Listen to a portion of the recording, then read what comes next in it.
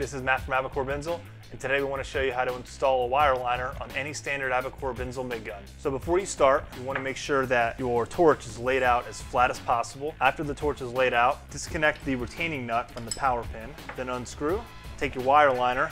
Now you want to make sure when you're loading your wire liner that you're using short strokes to prevent kinking and that you're checking the liner to make sure that it's free of contaminants.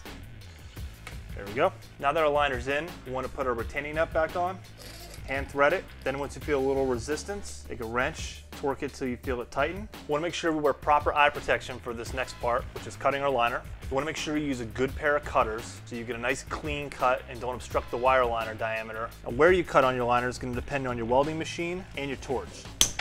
So for the front end, we're first going to want to kink the liner flush against the diffuser. Then after we kink it, we give our torch cable a little twist. This is going to expose a little bit more of that liner. Cut 2 coils back so it's recessed enough to accommodate the contact tip. Now with our liner cut and recessed, just thread in your contact tip. Use your tip wrench, give it a little turn, tighten it, and we'll put our nozzle in.